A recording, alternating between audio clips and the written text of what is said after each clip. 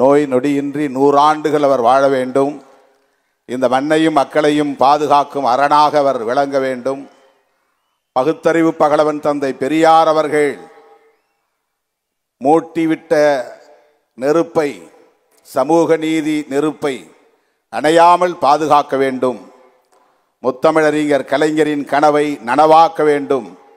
எல்லா நலமும் வலிமையும் பெற்று நீடூழி வாழ்க என்று விடுதலை சிறுத்தைகள் கட்சியின் சார்பில் மாண்புமிகு அண்ணன் அவர்களை நான் நெஞ்சார வாழ்த்துகிறேன். தமிழகத்திற்கு மட்டுமின்றி இந்தியாவிற்கே வழிகாட்டக்கூடிய ஆற்றல் வாய்ந்த தலைவராக விளங்குகிறார் அண்ணன் அவர்கள்.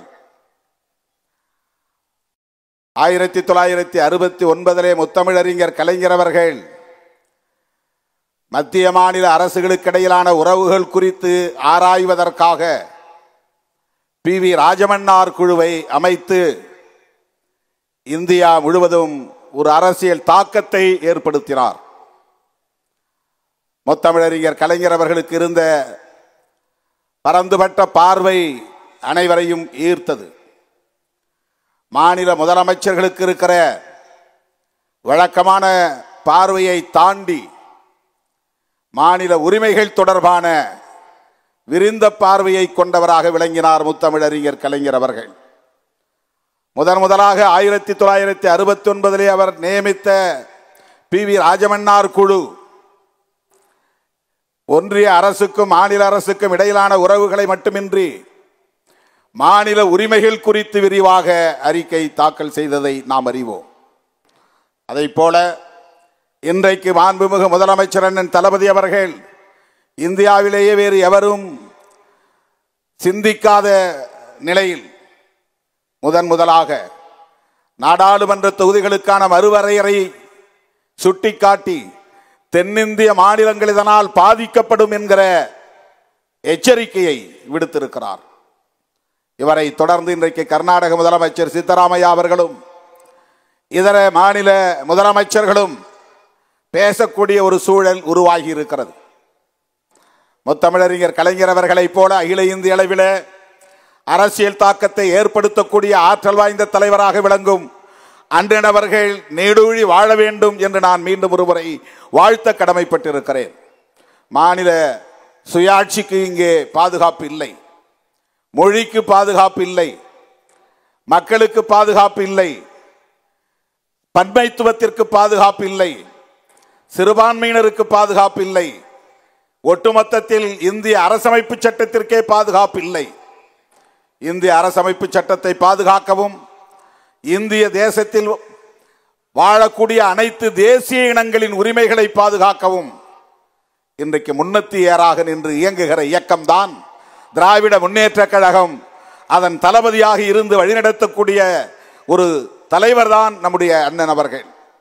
ஆகவேதான் இன்றைக்கு இந்த நாடாளுமன்ற தொகுதி வரையறை குறித்து அவர் எழுப்பியிருக்கிற கேள்வி தாக்கம் அகில இந்திய கவனத்தை தமிழகத்தை நோக்கி ஈர்த்திருக்கிறது.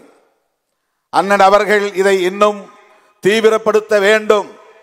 தென்னிந்திய மாநில முதலமைச்சர்களை எல்லாம் ஒருங்கிணைத்து இது குறித்து கலந்தாய்வு செய்ய வேண்டும். இன்றைக்கு மொழிவழி அடிப்படையிலே மாநிலங்கள் பிரிந்திருக்கிற சூழலில் தென்னிந்திய தேசிய இனங்களின் ஒருங்கிணைப்பு என்கிற அடிப்படையிலே அண்ணன் அவர்கள் தலைமை தாங்கி இதை வழிநடத்த வேண்டிய தேவை இருக்கிறது.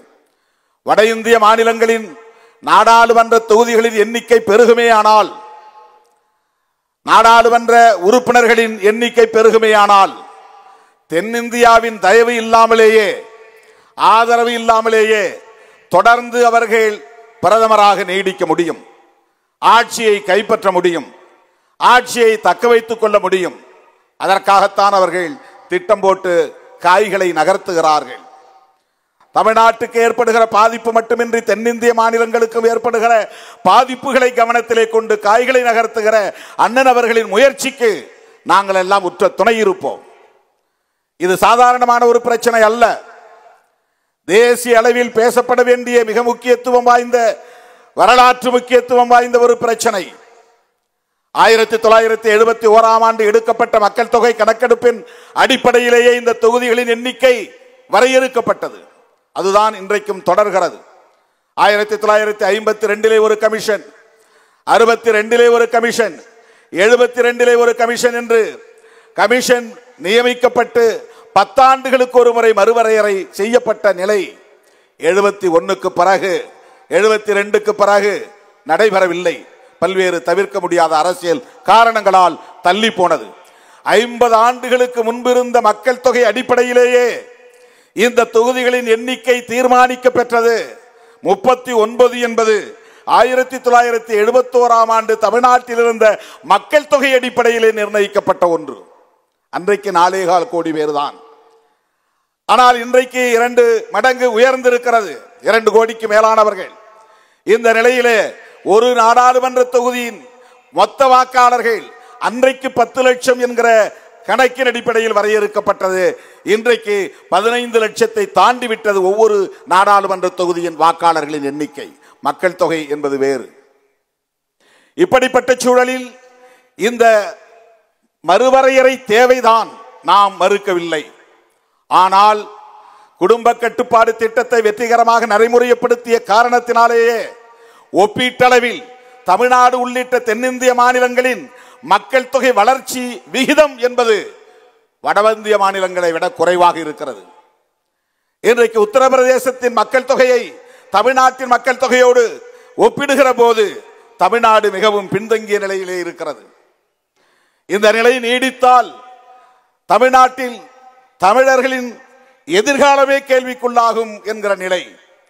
எல்லோரும் இப்போது திருமணம் செய்தால் 2 குழந்தைகள் என்ற நிலை மாறி ஒரு குடும்பத்திற்கு 1 குழந்தை என்கிற நிலை உருவாகி இருக்கிற சூழலில் எதிர்காலத்தில் தமிழர்கள் எண்ணிக்கை என்பது மிக வெகுவாக குறையும். இதனால் இனம் அழியும் என்கிற கவலையை பலரும் இப்போது விவாதித்துக் கொண்டிருக்கிறார்கள். நாம் அன்றைக்கு விசா காலத்தில் இந்திய ஒன்றிய அரசு இட்ட கட்டளையை ஏற்று வெற்றிகரமாக அதை நடைமுறைப்படுத்திய சூழலில் இன்றைக்கு மக்கள் தொகை குறைந்திருக்கிற சூழலில் இந்த ரெப்ரசன்டேஷன், பிரதிநிதித்துவத்தின் எண்ணிக்கை குறையும் அபாயம் ஏற்பட்டிருக்கிறது. நம்முடைய பார்லிமெண்டரி டெமோக்ரசி என்பது ரெப்ரசன்டேட்டிவ் டெமோக்ரசி என்பதுதான், மக்கள் பிரதிநிதித்துவ ஜனநாயகம் இது. எனவே இந்த தொகுதிகளின் எண்ணிக்கையை உயர்த்த வேண்டும் என்பதில் நமக்கு மாற்று கருத்தில்லை. ஆனால் இந்தியா முழுவதும் ஒரே அடிப்படையில் இந்த உயர்வு இருக்க வேண்டும். மாண்புமிகு முதலமைச்சர் அவர்கள் இதை முன்மொழிய வேண்டும். எல்லா மாநிலங்களுக்கும் சராசரியாக 20% இடங்களை உயர்த்தலாம் என்கிற அடிப்படையில் ஒரு ஆலோசனையை வழங்கினால் நம்முடைய எண்ணிக்கை கூடும், எல்லா மாநிலங்களிலும் அது பொருத்தமாக அமையும் என்கிற ஒரு வேண்டுகோளை வைக்க நான் கடமைப்பட்டு இருக்கிறேன். இதை மறுக்க முடியாது, மறுவரையறை கூடாது என்று சொல்ல முடியாது. மக்கள் தொகை அடிப்படையிலே மறுவரையறை செய்யப்பட்டால் தமிழ்நாடு கடுமையான பாதிப்புக்குள்ளாகும், 8 தொகுதிகள் குறையும் என்கிற கணக்கை அண்ணன் அவர்கள் அண்மையிலே எடுத்து சொன்னார். இது பொய் என்கிற அடிப்படையிலே அமித்ஷா சொல்லிவிட்டு போயிருக்கிறார். மக்களை ஏய்ப்பதில் அவர்கள் வல்லவர்கள், அரசியல் கட்சிகளையே ஏமாற்றுவதில் வல்லவர்கள், கூடி பழகி அவர்களை அழித்தொழிப்பதிலே வல்லவர்கள். அப்படிப்பட்டவர்களின் கைகளில் இந்த நாடு சிக்கிக் கொண்டது. ஆகவே பகுத்தறிவு பகலவன் தந்தை பெரியார் முன்மொழிந்த சமூக நீதி அரசியலுக்கே வேட்டு வைக்கக்கூடிய ஒரு கும்பலின் கைகளில் முத்தமிழறிஞர் கலைஞர் அவர்களின் பாசறையில் வளர்ந்தவர், ஒரு கருத்தியல் வாரிசாக இன்றைக்கு அரசியல் களத்திலே துணிந்து சனாதன சக்திகளுக்கு எதிராக போர்க்குரல் எழுப்பிக் கொண்டிருக்கிற அண்ணன் அவர்கள் தேசிய இனங்களின் ஒருங்கிணைப்பை முன்னெடுக்க வேண்டும் என்கிற வேண்டுகோளை வைத்து அவர் எடுக்கிற அத்தனை முயற்சிகளுக்கும் விடுதலை சிறுத்தைகள் உற்ற துணையாக இருப்போம். மீண்டும் இந்த மண்ணில் உங்கள் தலைமையிலான ஆட்சி அமைவதற்கு விடுதலை சிறுத்தைகள் உற்ற துணையாக இருப்போம். அப்போதுதான் பெரியாரின் கருத்தியலை பாதுகாக்க முடியும், புரட்சியாளர் அம்பேத்கரின் சிந்தனைகளை பாதுகாக்க முடியும், மாமேதை மார்க்ஸ் கண்ட கனவை நனவாக்க முடியும், உழைக்கும் மக்களின் நலன்களை பாதுகாக்க முடியும், ஒட்டுமொத்த தேசத்தையும் அரசமைப்பு சட்டத்தையும் பாதுகாக்க முடியும் என்று நம்புகிறோம். அந்த வகையிலே உங்களை நான் நெஞ்சார வாழ்த்துகிறேன். உங்களோடு என்றென்றைக்கும் விடுதலை சிறுத்தைகள் உற்ற துணையாக இருப்போம் என்பதை சொல்லி வாய்ப்புக்கு நன்றி கூறி முடிக்கிறேன். நன்றி, வணக்கம்.